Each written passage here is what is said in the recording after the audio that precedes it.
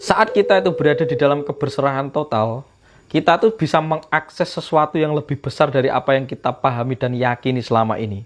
Anda mungkin meyakini, duh nasibku kok seperti ini dan lain sebagainya.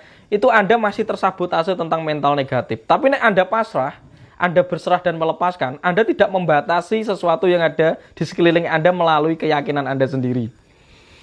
Maka disitulah taraf Anda berserah kepada Tuhan itu manunggal dengan sesuatu yang lebih besar. Ketika Anda berada di dalam getaran yang lebih besar, Gusti iki moho sugih, Mas. Apapun bisa terjadi begitu saja tanpa bisa dilogikakan. Maka orang berpasrah itu wong dununge wong sugih, orang yang berkedudukan paling kaya itu orang yang sering melakukan keberserahan.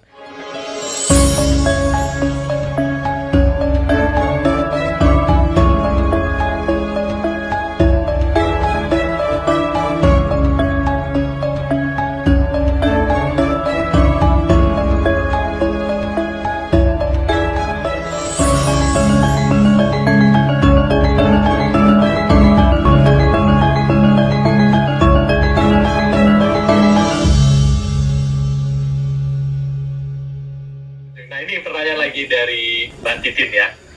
Orang yang masih memiliki sifat hewani yang melekat untuk membersihkan atau menyempurnakan dengan meditasi, membersihkan cakra bawah, ataukah dengan menempa diri dalam berperilaku? Saya menempa diri dalam berperilaku, berarti ini posisi perilakunya yang mana? Laku apa dulu? Laku untuk dirinya sendiri atau berlatih laku untuk dharma kepada orang lain, atau melibatkan diri terhadap laku-laku yang dibutuhkan oleh orang lain di masyarakat gitu. Berarti kalau perilaku itu berarti kan aspeknya, kalau tidak salah Anda itu tertuntut untuk mengikuti ritme masyarakat kan, yang harus dituntut untuk melakukan tindakan baik dan buruk gitu kan maksudnya, kalau Anda ngomong soal perilaku ini. Nah, kalau Anda masih terlibat di dalam perilaku baik dan buruk, Anda tidak selesai. Karena perilaku yang diidealitaskan itu sebenarnya hanyalah doktrin secara kolektif. Dan itu diyakini secara kolektif oleh masyarakat kita, bahwa yang baik itu seperti ini, yang buruk seperti ini. Dan itu pun juga persetujuan. Baik buruk itu persetujuan. Maka kalau orang Jawa itu melakukan tindakan itu dengan sadar, ngempan papan, tanggap dengan segala situasi dan kondisi. Dengan berlatih seperti itu, Anda mampu melepaskan karma satu persatu karena Anda sudah tidak terikat oleh nilai baik dan buruk. Kira-kira begitu. Nah, teknik ketika Anda mendidik, maksudnya mendidik berperilaku ini kan pasti disinyalir kepada perilaku yang baik nih. Nah, berarti kalau perilaku yang baik, berarti Anda masih melekat kepada idealitas yang disetujui, bisa jadi, tentang penilaian baik dan buruk itu tadi. Tapi kalau Anda lebih kepada laku sadar saat berlaku, tanggap terhadap segala situasi saat Anda berlaku, itu mungkin lebih oke. Karena Anda bisa menghapus tentang rasa-rasa atau residu-residu yang membuat Anda sendiri itu tidak selaras dalam kehidupan. Jadi kesadaran itu adalah kecerdasan untuk mampu menempatkan diri di setiap aspek dan momentum. Kira-kira begitu. Ya mungkin ada didikan-didikan tertentu dalam laku-laku itu kan mungkin juga mengarah ke sana secara tindakan fisik dan psikisnya gitu. Secara tindakan batinnya tetap laku itu mengajarkan kita kembali untuk mengenal sesuatu yang sadar di dalam diri kita. Kita hanya terikat dengan sesuatu yang sadar dengan diri kita itu tadi. Maka kita akan bisa menghapus segala macam drama yang ada di kehidupan ini yang bersifat pelik. Kira-kira begitu. Kita ini kan hidup bareng-bareng di sini itu sedang tersesat, Mas. Tersesat di alam apa? Tersesat di alam mental, alam perasaan, alam angen-angen dewi. Jadi kita itu setiap hari tersesat di dalam angan-angan kita sendiri. Maka kita dilatih untuk sadar. Karena yang menyiksa dan menghukum Anda itu angen-angennya sampean dewi loh. Perasaan dan pikiran Anda itu angan-angan. Itu yang menyiksa Anda setiap hari. Maka itu diamati. Dilebur ke dalam. Karena penderitaan itu hasil dari angen-angen yang berlebihan. Angen-angen yang bermain tidak terkendalikan. Kira-kira gitu. Oke. Terima kasih Mas Tunjung. Nah, lanjut lagi ya Mas Tunjung ya. Oke.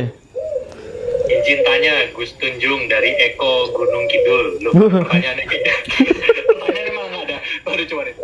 Nah, dari Mbak Dini, Mas Tunjung, gimana caranya menghindari vibrasi negatif dari seseorang? Menghindari maksudnya biar nggak ketularan kali ya. biar gak ketularan negatif?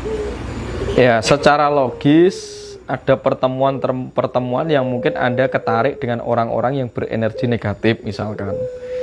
Ya cara menghindarinya secara aspek fisik ya rasional saja.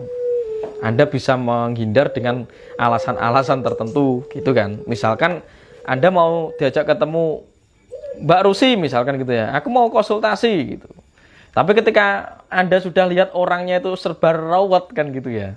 Dan Mbak Rusi harus mempertanyakan kepada diri Mbak Rusi, aku siap tidak nanti berhadapan dengan pasienku yang seperti ini misalkan. Itu kan sudah cara yang rasional. Karena kita tahu seringkali orang-orang itu malah nanti kalau datang ke kita itu tujuannya nggak jelas, malah membuat kita itu ruwet dan malah terpontal-pontal dalam emosi rendahan lagi. Dan kira-kira begitu. Maka kita punya teknik penolakan atau apus kromo namanya. Karena kita tahu bahwa ketika kita menemui dia, ini malah meracuni kita itu. Jadi dihapusi wae gitu. Wah, aku masih ada pertemuan, enggak masalah itu. Daripada nanti Anda terjatuh di dalam mental pergumulan yang semakin parah dan mengkontaminasi Anda. Kira-kira begitu. Maka orang Jawa tuh ngenek ini jenenge apus kromo. Karena yang lawan bicaramu itu orang yang tidak sadar. Jadi nek mbok jak omong malah kowe nesu dhewe gitu. Kamu malah jengkel sendiri, kamu malah terbawa kepada emosi yang lebih rendah lagi. Terapi kita hanya bisa mendoakan dan mengirimkan energi positif. Itu dulu yang kita lakukan. Gitu kira-kiranya. Dan nanti kalau sudah terlanjur ketemu karena ketidaktahuan kita, berarti kan itu terjadi karena kita dalam intensitas getaran yang mungkin sefrekuensi, sama-sama sedang tidak sadarnya. Akhirnya ketemu. Wah, akhirnya ketika habis ketemu isinya mau nesu saja, isinya kita cuma marahnya. Jadi ini aku jadi ikut ini, dia jengkelin banget. Akhirnya kita malah merajuk dan ikut terbawa emosi kan gitu. Nah, segera Anda harus sadar dan eling, tarik napas dan lepas. Atau dalam ketika energi sudah parah dan menempel di dinding-dinding memori tubuh Anda, di dinding-dinding selaput ari tubuh Anda, ya diruatlah adus kembang apa adus banyu ya, adus garam, mandi garam atau mandi air bunga itu. Karena sifat bunga dan garam itu meluruhkan atau menyelaraskan energi negatif yang nempel melalui partikel-partikel yang dilepaskan oleh kondisi orang-orang yang berenergi negatif. Kira-kira begitu. Kalau berani hadapi, kalau belum berani menghindar dulu. Ya, kan lebih waras daripada nanti Anda bertemu malah semakin konflik, sama-sama Anda ini tidak menolong diri Anda dan orang itu. Orang itu juga termasuk terjatuh karena Anda malah menambahkan impuls yang negatif karena Anda sendiri tidak kuat. Berarti balik lagi ke kesadaran ya Mas, karena untuk ya, betul, kesadaran. kapasitasnya Baliknya kesadaran. Baliknya kesadaran. Eling itu kan sadar. Baru waspodo kan gitu kan. Iya. Nah, pertanyaan selanjutnya ya, Mas Tunjung ya, dari Mas Dodi Hermanto. Ini mohon maaf pakai bahasa Jawa. Kalau saya salah menyebutkan bahasanya, tolong dimaklumi ya. Derek tangklet Mas Tunjung. Kulo sudah laku pasrah ngalah dateng Gusti Pangeran. Tapi kulo malah diparingi sesuatu sing lebih saking Gusti. Padahal kulo mboten nyuwun. Nyuwun wedaranipun Mas. Matur sembah nuwun. Saya susah ngomongnya. Masihnya aneh-aneh, maaf ya. Itu tahu artinya nggak kira-kira? Jenengan tahu artinya nggak pertanyaan itu apa? Dikit-dikit kayaknya. Saya tahu, Mas Tunjung. Coba diterjemahkan bahasa Indonesia ya. Biar yang lain tahu. Kalau tangklet ini saya nggak tahu nih. Tangklet itu tanya. Tangklet itu tanya. Bertanya Mas Tunjung. Saya sudah melakukan laku pasrah, Ya. mengalah, Ya. gitu ya. Nah, menghadap sama Tuhan gitu ya. Ya. Datang di Pangeran gitu ya. Tapi saya malah diberikan sesuatu yang Lebih gitu ya. dari Tuhan gitu ya, dari Gusti. Padahal saya tidak meminta gitu ya. Mohon pencerahannya Mas gitu. Begitu ya maksudnya ya, benar ya? Ya, ya. Jadi ini seringkali orang-orang yang tidak tahu.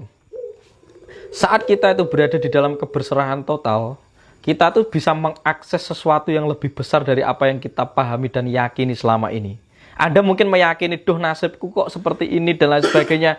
Itu Anda masih tersabotase tentang mental negatif. Tapi nek Anda pasrah, Anda berserah dan melepaskan, Anda tidak membatasi sesuatu yang ada di sekeliling Anda melalui keyakinan Anda sendiri.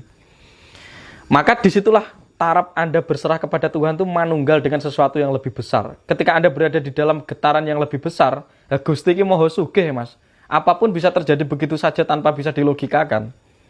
Maka orang berpasrah itu wong dununge wong sugih, orang yang berkedudukan paling kaya itu orang yang sering melakukan keberserahan. Karena dia meleburkan dirinya kepada zat yang lebih tinggi, yaitu Tuhan, yang maha tanpa batas. Maka ketika kita bisa meletakkan sesuatu kepada suwung atau yang tidak diketahui, atau sumarah atau berserah, seringkali kamu malah diberi sesuatu yang tidak dinyono-nyopo. Bisa terjadi di area Anda. Tiba-tiba utangnya iso kesaur, tiba-tiba iso bisnisnya lancar, tiba-tiba urepe ketemu konco-konco sing nyenengke, ngerejekeni dan lain sebagainya. Itu karena Anda berserah. Anda menjaga energi setiap hari dan Anda berada di medan Tuhan itu sendiri. Tapi ketika Anda berada di dalam penilaian, ngerasa rumangsa terus-menerus, membatasi diri Anda dengan keyakinan-keyakinan dan apa yang Anda ketahui, ya wes kowe mempersempit dirimu sendiri, menjadi lebih parah nanti jatuhnya. Kamu akan menarik sesuatu yang sesuai dengan apa yang kamu bataskan kepada dirimu itu. Gitu loh, kira-kira begitu. Jadi kalau memang orang itu bisa berpasrah, berserah, ya sudah, dia mengizinkan Tuhan bekerja. Saat jenengan berserah itu jenengan menjadi diri Anda yang sejati. Anda bukan emosi, Anda bukan pikiran, Anda bukan tubuh yang ada. Anda adalah higher self, diri yang lebih besar di dalam diri Anda. Ya Tuhan itu sendiri. Makanya itu yang disebut manunggaling kawula Gusti. Nah seringkali orang-orang yang berada di dalam taraf modern itu merasa bahwa peradaban ini dibentuk oleh apa yang sudah disetujui oleh setiap manusia, pekerjaan, administratif, ekonomi, semua macam agama dan lain sebagainya. Itu kan keterbatasan. Manusia banyak melimitasi atau membatasi dirinya dengan apa yang dia lihat di luar dirinya atau faktor eksternal gitu. Ketika dia banyak melihat sesuatu di luar dirinya, dia akan mengidentifikasi atau mengidentitaskan dirinya sesuai dengan apa yang ada di luar dirinya. Dan semakin dia terjebak sebagai manusia identitas, semakin dia terbatas. Apa-apanya serba kurang, Mas. Akhirnya kegedean angen-angen. Ketika kegedean angen-angen, dia menjadi manusia yang tersesat. Penderitaan lahir ketika dia tidak sadar bahwa dia disabotase oleh angan-angannya sendiri. Kira-kira begitu. Akhirnya orang urip bersyukur, tidak ada hidup yang bersyukur dan merasa berlimpah. Karena setiap hari merasa kurang terus. Ketika merasa kurang terus, maka Gusti akan memberikan pantulan yang sama. Karena yang kamu dapat hanyalah kekurangan terus ketika kamu merasa kurang. Kira-kira begitu, Mas. Gitu ya kira-kira. Wah, ini disarikan dalam waktu kurang dari 5 menit ini. Iya. Ini kalau nanti di YouTube kayaknya bagian itu bakal saya ulang lagi. Kalau di short ini ya. Oke. Carinya ya. Pertanyaan berikutnya Mas Tanjung dari Mas Jazulia. Rahayu Mas Tanjung. Iya. Bagaimana membedakan suara hati nurani dengan perasaan yang berasal dari ego? Matur nuwun. Wah, iki rodok berat ya. Ya, ini sangat tipis sekali, Mas, bedanya. Makanya kan saya tadi memulai untuk selalu bertanyalah kepada diri Anda secara jujur. Bertanya secara spontan, bertanya yang mendasar, bertanya yang tidak ada intensi atau atensinya. Memang bertanya yang benar-benar itu adalah kedirian Anda, tidak ada urusannya dengan orang lain dan lain sebagainya. Itu dimulai dari situ. Nanti Anda memang akan semakin lebih bisa jeli saat Anda sudah terlatih. Itu cara membedakannya, tetap Anda harus berlatih. Karena ketika Anda sudah mampu berlatih mempertebal persepsi daripada prasangka, saya rasa Anda akan lebih peka terhadap suara rasa atau tuntunan itu tadi daripada suara prasangka. Tapi seringkali kita ini kan tidak pernah berlatih persepsi, kita berlatihnya prasangka terus. Ya, karena kita dijebak oleh teknologi. Setiap hari Anda memakai HP itu setiap hari berapa jam? Itu prasangka. Kita setiap hari dipaksa untuk ngurusi hidupnya orang, Mas, di dalam media sosial itu. Itu yang membuat kita itu lemah. Makanya sekarang saya menolak untuk masuk ke sana. Karena ketika kita terkontaminasi kepada media sosial, seringkali kita kelelahan. Di dalam kelelahan energi habis, Mas, terkuras.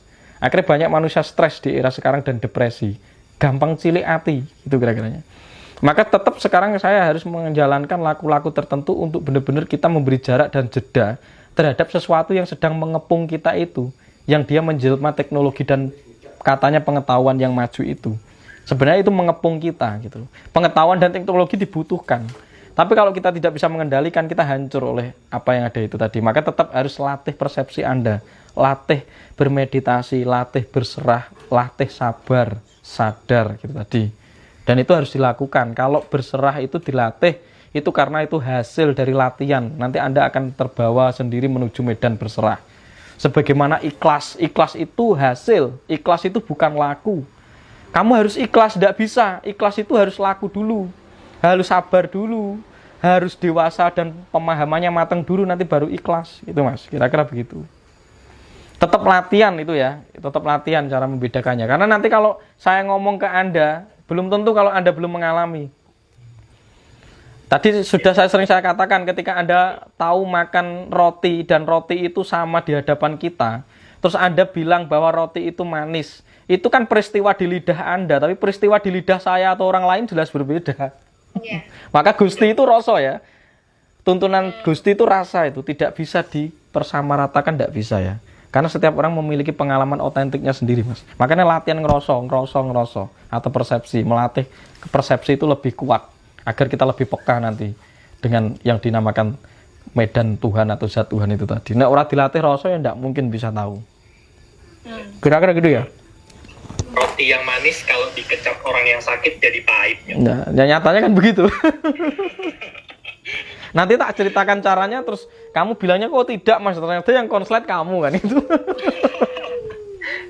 Iya. Oke. Nah, ini pertanyaan selanjutnya, Pak Tanjung, dari Mas Nurin dari Gunung Kidul tadi. Wah, ini semakin seru ini. Apakah realita hidup kita adalah fotokopi dari leluhur? Mohon dijelaskan secara persentase, Mas. Faktor gen berapa persen? Faktor mindset berapa persen? Faktor X berapa persen? Wah, ini ilmiah sekali. Monggo, silakan. Apakah realita hidup kita dipengaruhi oleh leluhur gitu ya? Adalah fotokopi dari leluhur ya. Adalah fotokopi dari leluhur. Ya jelas iya kan gitu. Nah, pengaruhnya itu berapa persen? Itu kembali kepada tingkat kesadaran Anda lagi sebenarnya. Maka kan tidak ada sebenarnya penyakit yang diturunkan melalui gen, itu tidak ada. Tapi pola yang sama itu mungkin iya. Pola pendidikan dalam keluarga dan lain sebagainya itu sama. Jadi tidak ada bapak aku ini kena lor diabetes, ini mesti aku suatu ketika akan kena diabetes. Itu yang memungkinkan Anda terkena, anaknya terkena diabetes itu adalah pola yang sama, Mas. Ya, wes ngerti kapasitas tubuhnya itu memiliki kerentanan terhadap resistensi gula, mangane senengane legi podo mbake, podo bapake, podo biyunge. Ya tetap kecenderungan kena diabetesnya akan lebih sama. Tapi ketika si anak dengan pendidikan yang berbeda, lingkungan yang berbeda, dan pengayaan pengetahuan yang berbeda, lalu dilatih kesadarannya lebih mantang, ya tetap gen itu hanya dipengaruhi oleh lingkungan. Gen itu hanya dipengaruhi oleh pola lingkungan, bukan keturunan sebenarnya menurut saya gitu. Nah, kecenderungan-kecenderungan diwariskan ke kita ya memang ada, tapi bolak-baliknya kenapa saya mengajarkan tentang kesadaran? Karena yang bisa mengubah seluruh apapun di dalam diri kita itu adalah kesadaran itu sendiri. Tuh. Maka intervensi leluhur itu prosentasenya hanya 30-20% ketika itu hanya menjadi sebuah kecenderungan. Tapi kecenderungan yang muncul ketika disadari, kita kan mampu bisa mengalokasikan kecenderungan itu ke taraf yang lebih tepat dan presisi. Sesuai dengan cipta kita sendiri, sesuai dengan kesadaran kita sendiri. Nah, seringkali kita ini tersesat oleh kecenderungan itu, dan kecenderungan akan dialokasikan dengan pola yang sama dari leluhurnya. Ya akhirnya podo wae. Anda terjatuh gitu. Sudah ada kecenderungannya, tapi ngalokasikannya sama caranya, tidak sesuai dengan diri kita sendiri. Kita sama dengan leluhur kita cara mengalokasikan kecenderungan atau karma-karmanya. Ya otomatis Anda akan mirip laku-laku Anda dengan leluhur itu. Sak penderitaannya sak senenge gitu loh. Tapi kalau Anda bisa mengubah dan keluar dari situ, Anda memiliki kecenderungan, tapi Anda mempunyai sebuah opsi untuk mengalokasikan kecenderungan itu terhadap sesuatu yang berbeda. Berbeda zaman, berbeda waktu, berbeda tempat, dan lain sebagainya. Otomatis tetap berubah, Mas. Maka kita ini adalah sang pencipta atas takdir kita sendiri kan gitu.